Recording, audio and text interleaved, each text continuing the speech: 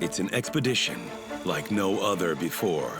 That's our entry point. We're gonna drop down in there. Dave will feed the ROV. They are among the world's foremost underwater explorers. We are gonna feed tether.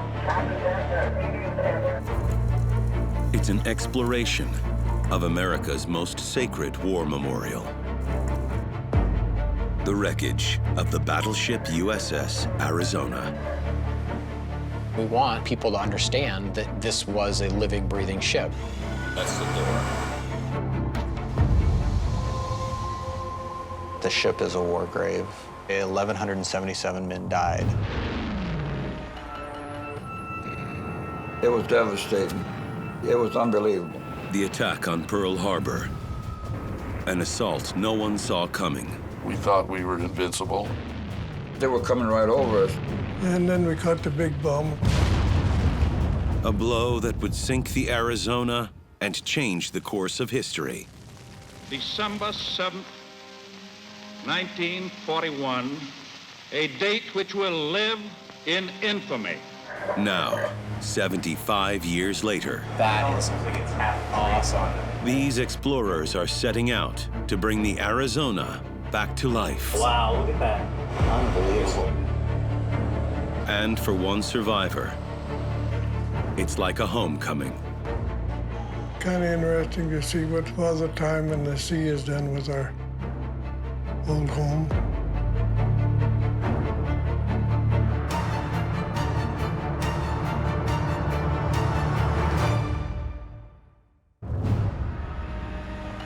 December 7th, 1941. They seem to come from nowhere. Unidentified planes appear in the sky over Pearl Harbor.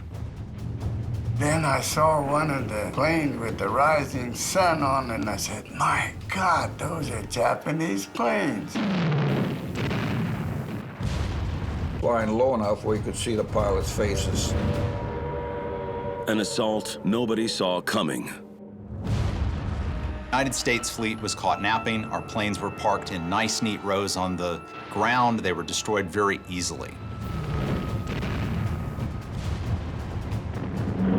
From a tactical perspective, the surprise element worked perfectly.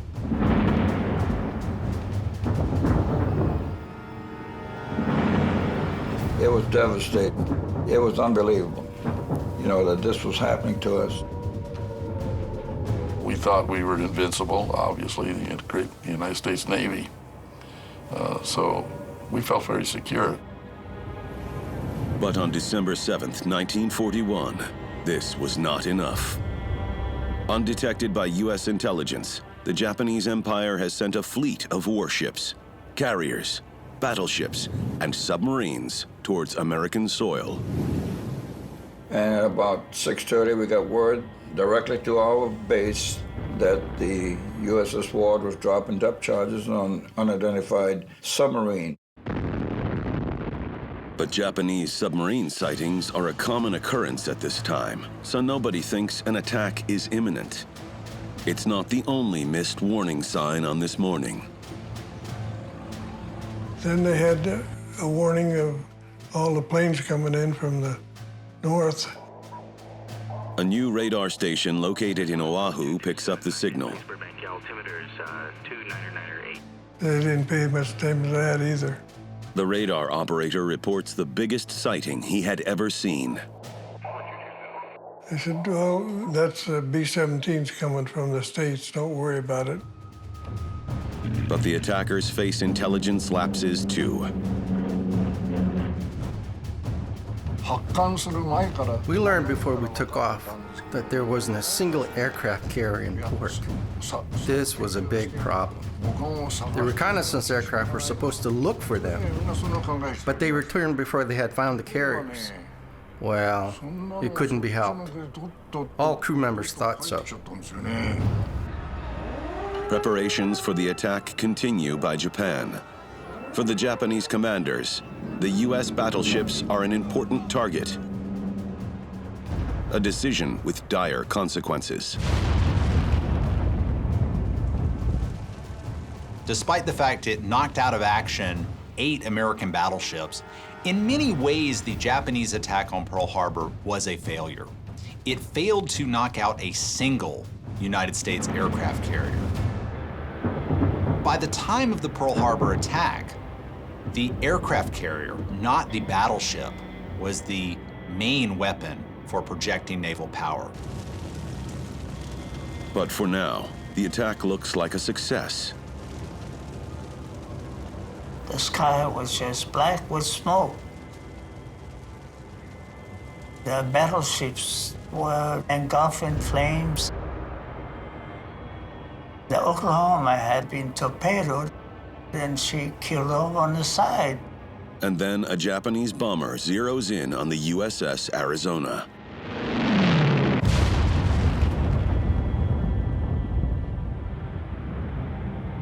Over 1 million pounds of ammunition, 180,000 gallons of aviation gasoline, all blew. The explosion tears the battleship Arizona apart. Within minutes, the battleship sinks to the bottom of the harbor. It shocked the American people, it angered the American people, and it made the United States willing to suffer and fight for a very long time to defeat the Japanese.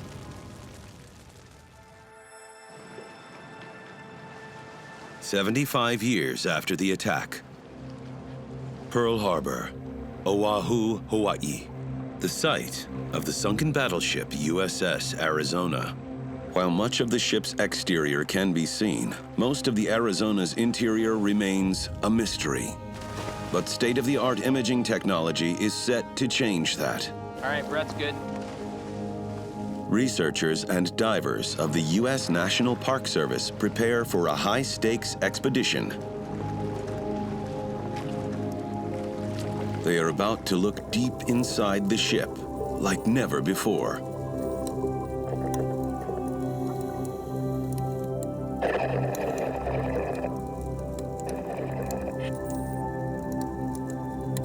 The sunken battleship USS Arizona, a mere shadow of her former self.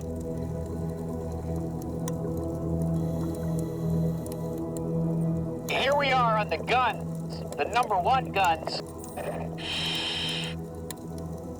These 3 gun barrels extend out into the gloom of Pearl Harbor some 57 feet.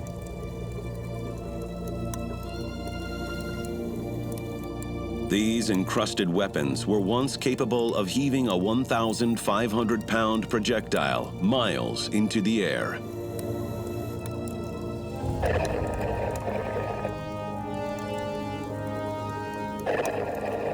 The physical remains of the ship are still here. And along with those remains are artifacts on the decks all around us. Marine growth, mixed with the Arizona's corrosion, covers the ship like a blanket.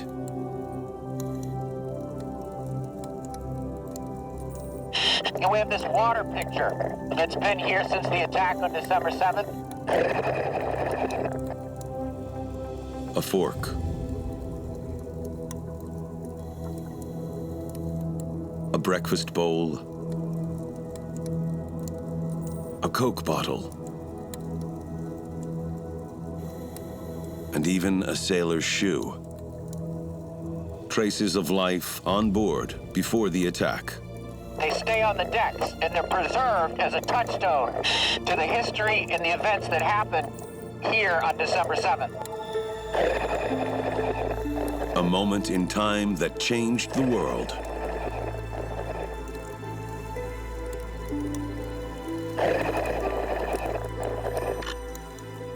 The ship is a war grave. 1,177 men died, and many of them died right at the location that you're diving at and that you're looking at.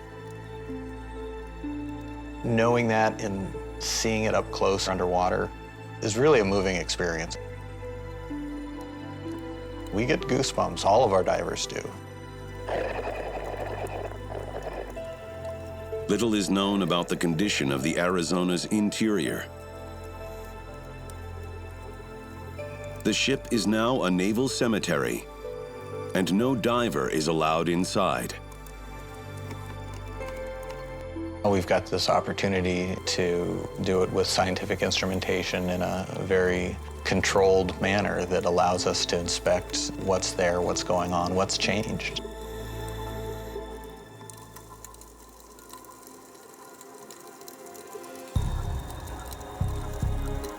To gauge the current state of the Arizona, the team scans the wreckage using a radio-controlled sonar device. That's good. Stay on that azimuth right there.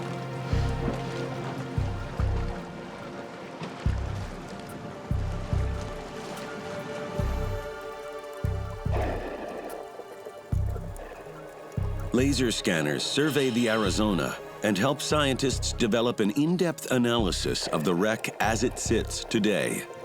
The data will be used to create a 3D computer model of the ship's exterior.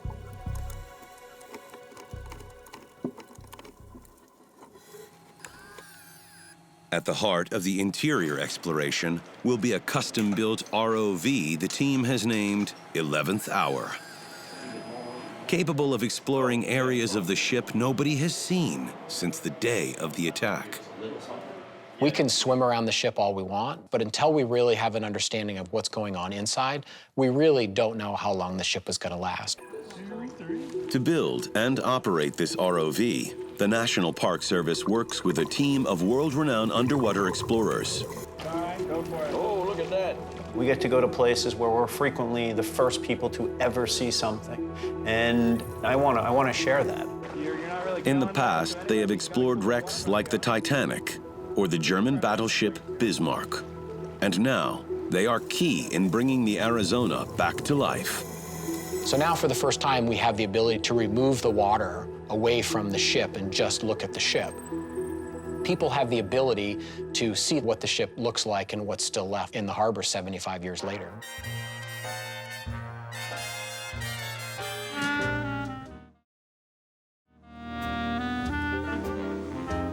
She was called the Pride of the Fleet, the flagship of the Navy's 1st Battleship Division, home to more than 1,500 men. One of them, Ensign Carl Bud Whedon, reporting for duty in the summer of 1940. For 75 years, his family has kept his memory alive and held on to the treasure trove Ensign Whedon left behind.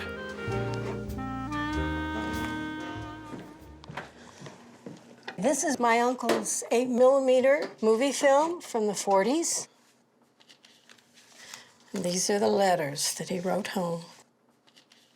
Then we also have a few photos. Here he is, real casual, on a sailboat. He really enjoyed his life. Then he got here to Annapolis and spent about 4 years there and graduated in 1940. He was very proud. A passionate photographer, Whedon documented life on board the Arizona with his 8mm film camera. He loved that movie camera. You know, those are just really priceless, that he did that so that we have those memories of him. Some of Ensign Whedon's color films have never been aired on television before. This says Battleship, Changing of the Captains. There's a changing of the captains, and then they went down and did the filming in the stateroom.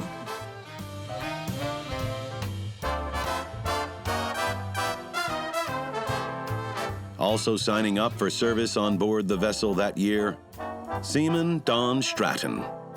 For an old country boy like me, you see the Arizona sitting there tied up to the dock, it's immense. How can 35,000 tons of steel float, you know? When launched in June of 1915, she was the U.S. Navy's biggest battleship. A so-called super dreadnought, a class of its own. Constructed over 6 decks, the Arizona was a labyrinth of compartments. Crew quarters, storage rooms, boiler rooms, powder magazines, and dozens of fuel compartments. With a displacement of over 35,000 tons, she would be able to reach a top speed of 20 knots and have a range of 8,500 miles. I didn't really know what to expect, but nobody can imagine how big a ship is out of water like that. With the war looming, the battleship was overhauled in the winter of 1940. They put it in dry dock, and we went over the side and scraped the side and scraped the bottom and painted it. And that was quite an experience, I'll tell you.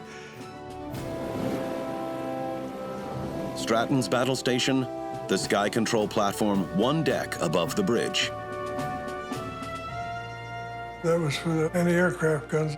I was a sight setter and the director for the port side.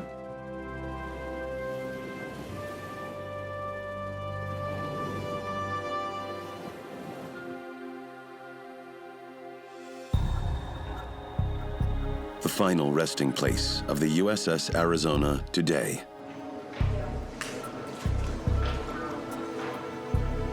Close to 2 million Americans and foreign visitors come to see the site of the sunken vessel every year. Don Stratton was one of the few survivors of the Arizona attack. At this moment, I would like to let everybody know to be aware of the fact that we do have Mr. Donald Stratton with us. He is an Arizona survivor. 75 years later, Don Stratton returns to see his ship once more.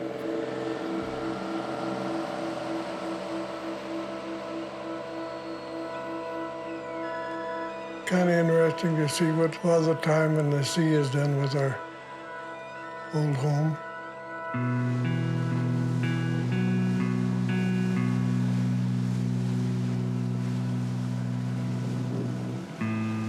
It'll be like a homecoming, I guess, maybe, after all these years. To this day, the survivors of the Japanese attack are heroes for the American people. Which is why Don has come to be a part of the underwater exploration.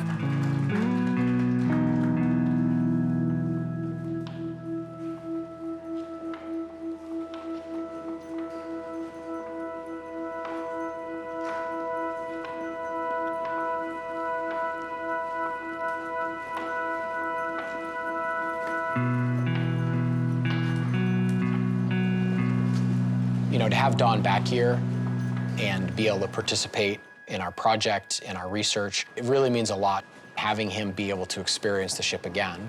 Like he's never experienced it since he was there, 75 years ago. As one of the few Arizona sailors still alive, to this day he wonders why he was spared.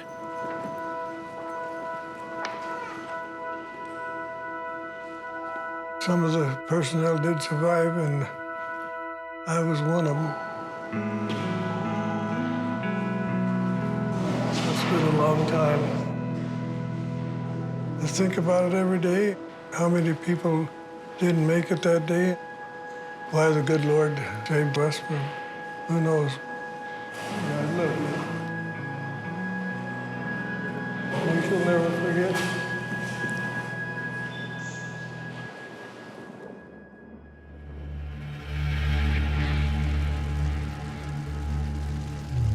In 1941, the world is consumed by aggression. Adolf Hitler's armies have already marched across Europe. In the Pacific, Japan is fighting a brutal war in China, trying to expand its own empire further south and exploiting the riches of the region. The Japanese believe in making an invasion pay for itself. The world at the time was very much at war. Britain was fighting for its life, trying to fight convoy battles to keep the sea lanes open, air battles to protect the airspace over London and key targets.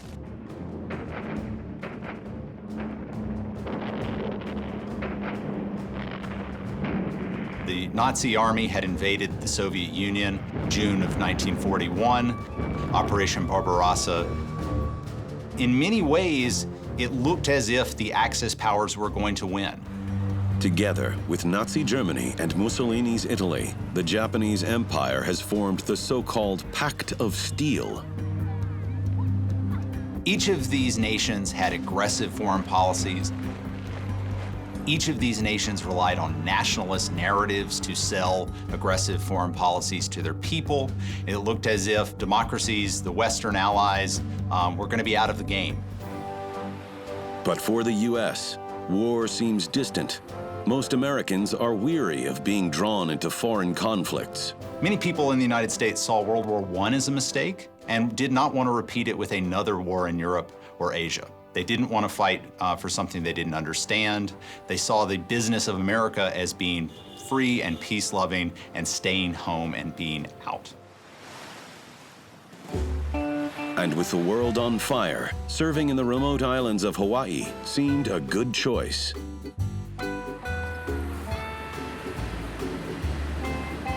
They said, well, Cale, you have your choice of worldwide assignment. I said, hell, send me to Pearl Harbor.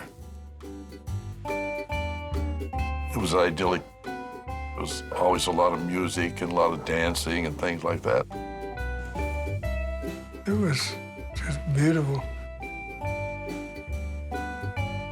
Ensign Whedon also enjoys life on the island. He writes his sister.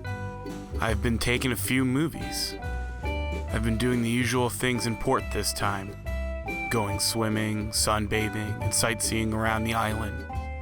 We enjoyed it very much until the rude awakening, of course.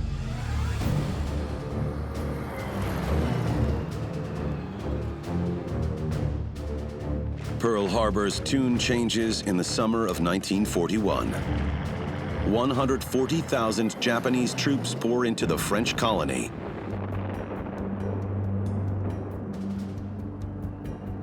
They meet little resistance. Within a few days, at the cost of hardly a man, the Japanese were in possession of all of Indochina up to the border of Thailand.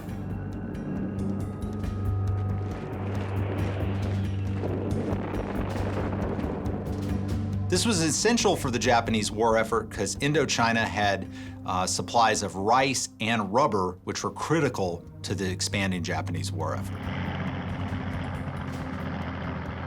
Japan, in many ways, did not set out for this, but once they started playing the game of colonialization, started playing the game of having a large modern military and using it, they realized they couldn't stop. To stop Japan from further expanding its reach in the Pacific region, President Roosevelt imposes an oil embargo against the commodity-poor country. Paradoxically, this move to try to avoid war by cutting off Japanese supplies and using diplomacy as a way to stop these aggressive actions actually emboldened hardliners. Japanese leaders calculated that they only had about a year of oil reserves left in their country. This presented the Japanese with two choices: stop their war in China or expand their war to include the United States.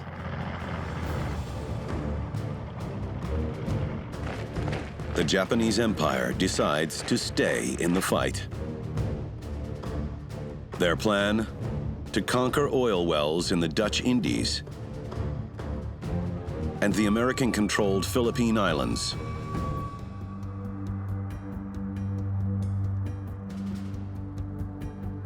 But standing in the way of Japan's ambitions in the Pacific, America's naval fleet in Pearl Harbor, ready to disrupt any invasion. The Japanese saw the U.S. Pacific Fleet at Pearl Harbor as a threat to their plans. They saw this as a force that was forward deployed, that could attack the Japanese mainland directly, that could interdict supplies as they came to the island nation of Japan, or could directly clash with their fleet. But for the U.S., the idea of an attack on Pearl Harbor is a remote thought.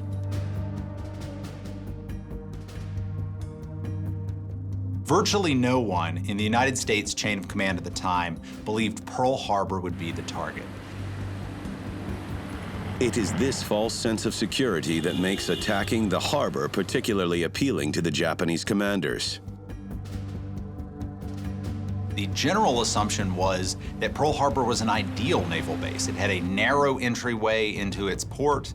It had a very shallow depth of water, only between 40 and 45 feet. This was believed to make torpedo attacks or submarine infiltration into the central harbor impossible or very difficult at least. The Japanese, however, realized this early on and came up with an ingenious workaround. To be an effective weapon, the torpedoes would need to enter the water at a shallow angle. So Japanese engineers simply added wooden fins that would break away on entry. This allowed a well-trained pilot flying a very precise, low-speed approach to drop the torpedo for it not to sink too deep into the harbor and actually strike the sides of the American ships.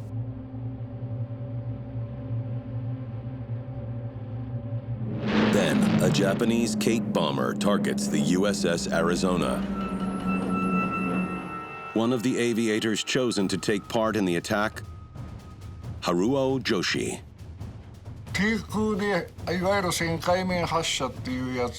We started torpedo training in shallow water in September.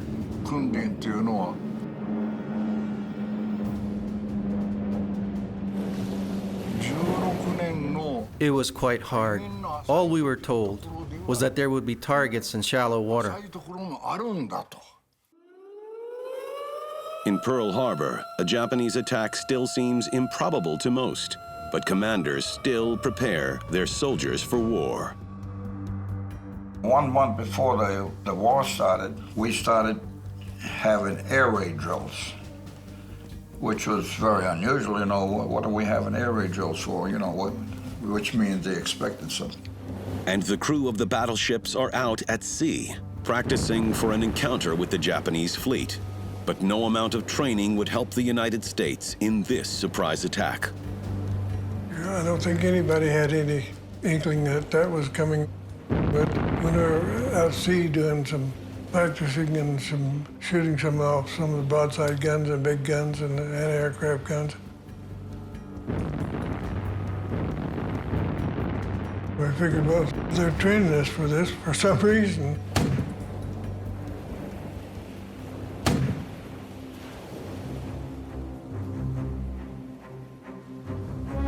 One month before the attack, Ensign Whedon writes to his sister. Bernadine, I'm terribly sorry to say, but think you all will have to forget anything about me coming home for Christmas. Japan seems to be getting on her high horse again. I can't even predict what might happen here in the Pacific, for any day Japan might think she can whip us, and then all hell will tear loose out here. Just don't you people worry about it. What is to be, will be.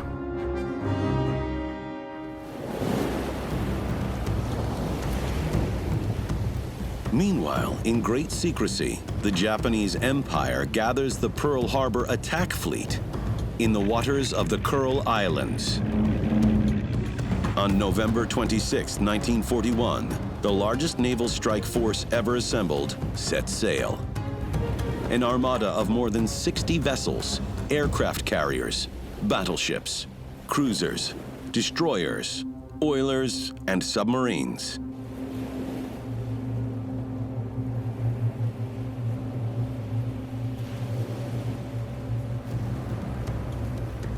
On board the carriers, the pilots are being told what their target is.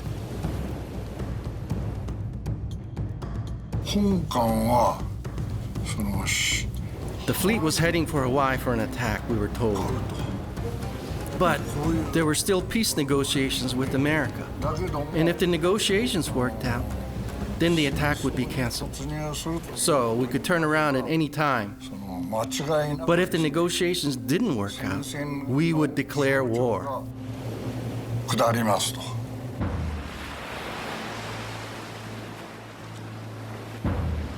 Oahu, Hawaii, December 7th. It's a Sunday.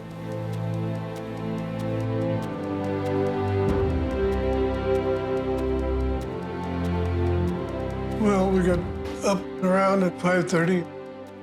On the Sunday morning, we just clean sweep down. We didn't pull a stone, or we didn't scrub down, or we didn't do any painting. Sunday is an off day for most on board the Arizona.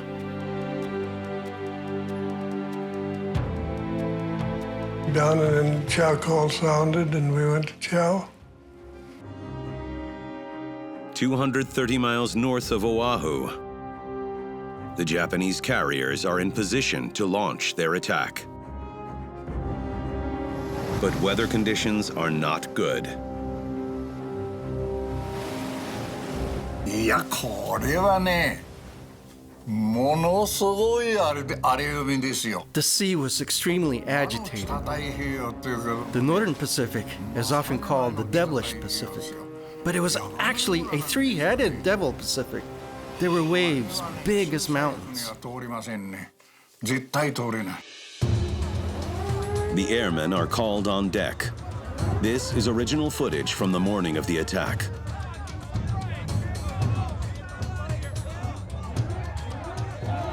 An order came over the loudspeakers. The appointed crew members must line up in front of the bridge.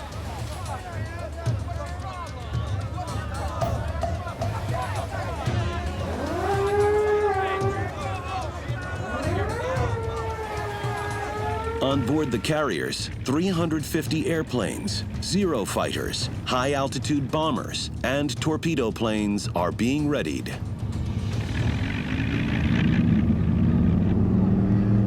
The evening before the attack, we, the crew and the kaga, were encouraged, and everybody went into the Shinto shrine on the ship. And there were quite a few bottles of sake, rice wine, and we put them in the airplanes. We all took it on the airplanes. Every man got 2 bottles. So the 3 plane crew members took 6 bottles.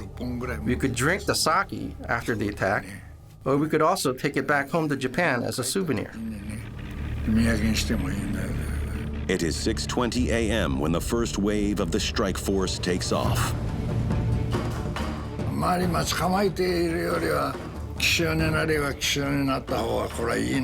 There didn't seem to be a reason to worry, because it looked like we would be making a surprise attack. On the long-wave radio, the Americans were broadcasting lively music. This seemed to indicate that they hadn't noticed the approach of the Japanese forces yet.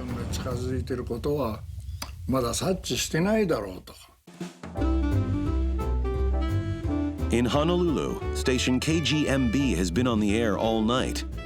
Not to entertain, but to help incoming planes from the U.S. mainland to find their way. Unbeknownst to the operators on the ground, the Japanese attack force tunes to the same radio beam to guide their navigation.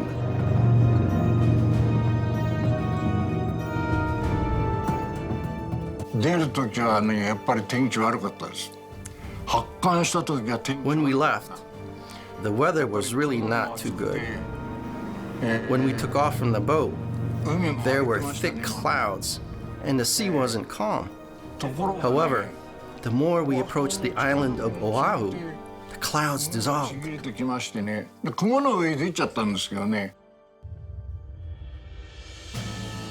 At Pearl Harbor, it's time for morning colors. The Sunday morning on the fantail, we'd have church services there, right after colors. An aerial photograph. A Japanese camera has captured just moments before the deadly attack.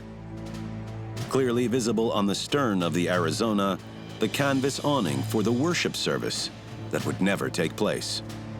And right behind it, on the main deck of the repair ship Vestal, moored next to the Arizona, a movie screen still in place from the viewing the night before.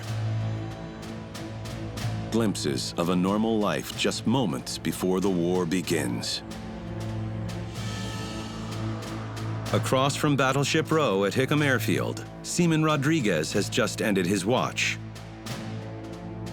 At 7:45, I got relieved from my watch and when I have breakfast.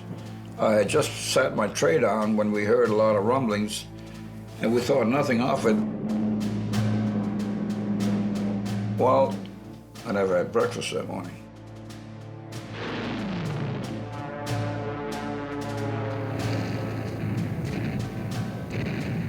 I was at home, and when the noise woke us up, we thought it was the Army.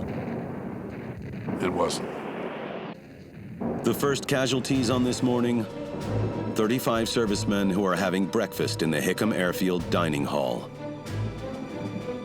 On board the Arizona, Don Stratton steps onto the main deck when he suddenly hears his fellow sailors shouting. Looked up forward, and there's a line of sailors up there pointing and hollering and waving over at Ford Island. And then one of the planes took a turn, and I could see the rising sun, and I thought, that's the Japs. The bombers were bombing the hangars, and the other planes were strafing the areas, the planes on the runways. They were coming right over us, and they were flying low enough where you could see the pilots' faces. Radio operators sent out an emergency broadcast on all frequencies. It is now 7:58 a.m. in Oahu. The uncoded message is the first official word of the attack that reaches Washington.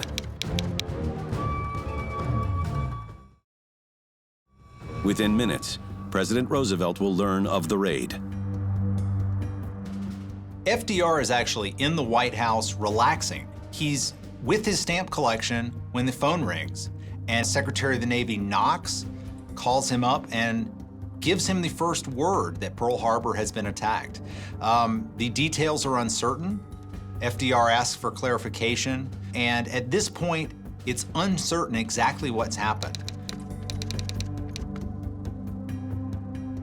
President Roosevelt anticipated that there would eventually be war with the Japanese. And even the night before, he had talked with his advisor, Harry Hopkins, about the Japanese diplomacy and the likelihood of war. But when the message finally came, I think even President Roosevelt, who could see in the future far more clearly than most Americans, was still surprised. The Japanese first attacked the air bases with dive bombers, and then set their sights on the primary target, the battleships anchored around Ford Island.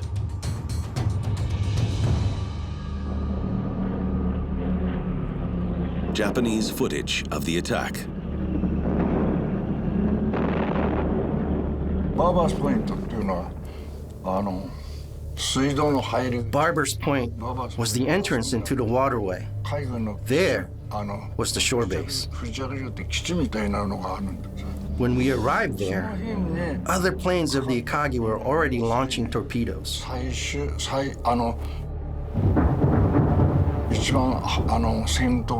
We went down quickly. Then, when we were only 10 meters up, we could aim for the target. Tied up next to each other, the battleships are easy prey for the Japanese pilots. Moored around Ford Island are the California, Maryland, Oklahoma, Tennessee, West Virginia, Nevada, and the USS Arizona.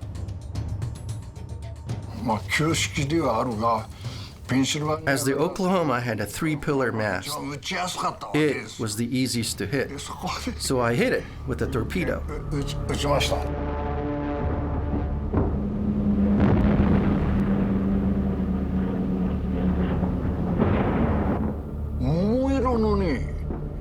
And I could hear this sound of guns firing when I crossed it.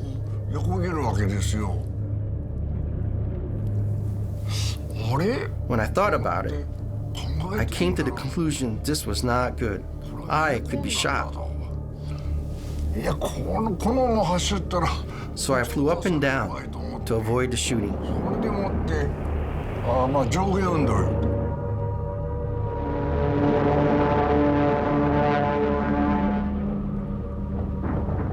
But there is not much the crews on the battleships can do to fight off the enemy. We couldn't shoot at submarine base or aweigh landing toward him. And we couldn't train our guns toward Fort Island because we could hit part of our superstructure on our own ship. So we were shooting at the high altitude bombers, and we could see all the bursts of our shells way short.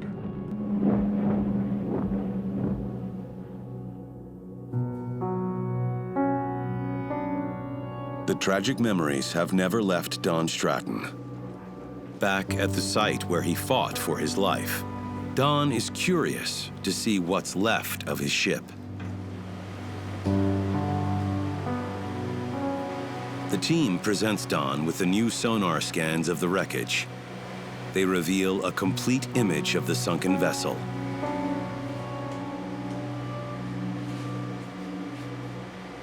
And then we can rotate it in 3D to kind of give anyone who sees it that context. Yeah. The USS Arizona as it rests on the bottom of the harbor today.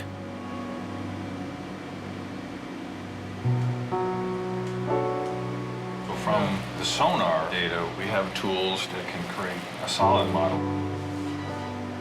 like this. An image in astounding detail.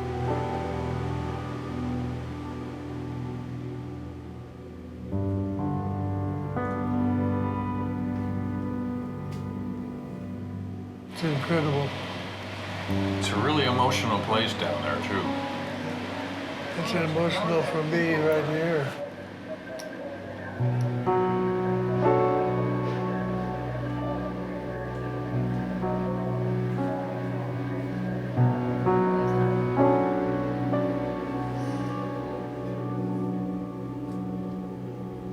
Don can hardly believe what he sees.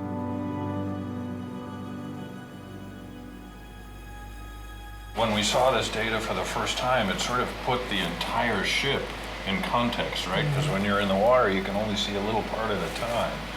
But now we sort of have this overall look. It's just kind of really super. So you can see all those open hatches. Super, yeah. Yeah?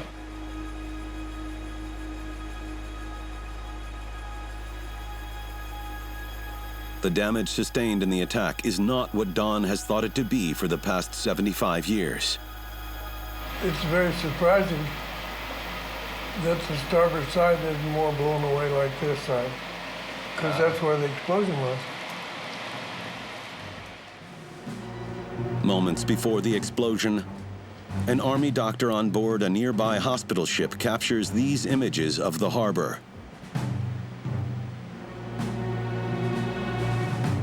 The USS Nevada tries to escape the attackers.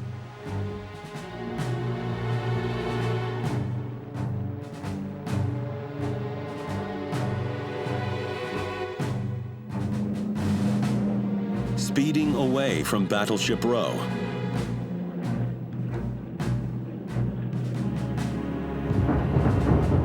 Suddenly, a bomb bursts in the water. More planes overhead, American fighter jets trying to chase the attackers. Then the Army doctor points his camera at the USS Arizona. The plume from a bomb that just missed the battleship.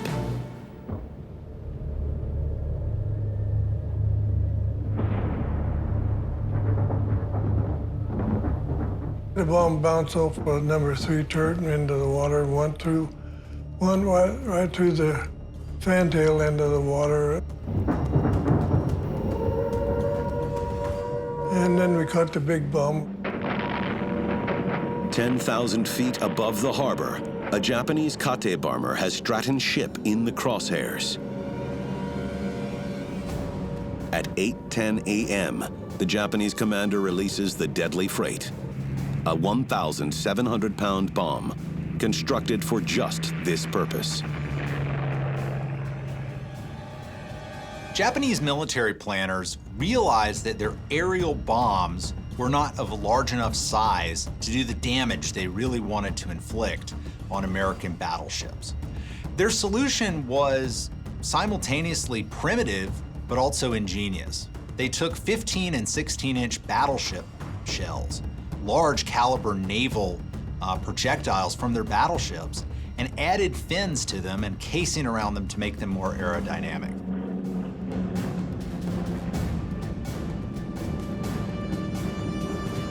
Dropped from 10,000 feet, the shell has a devastating effect.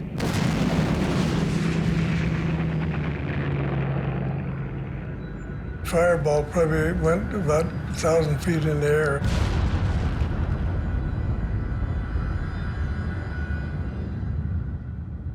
Close to 1 million pounds of gunpowder detonates.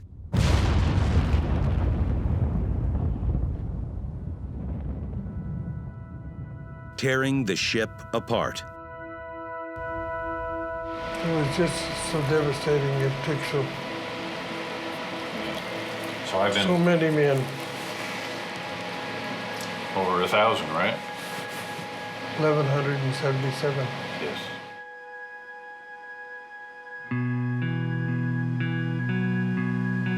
The sonar image of the wreckage reveals the extent of the destruction. Here's a great look at that steel and how it just flowered out. Just like paper. People don't realize how it just tore that metal out.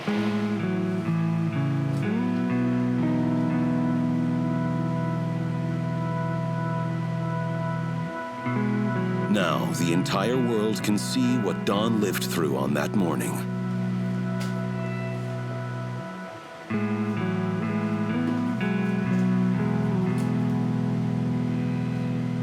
It was a bad day. A terrible day.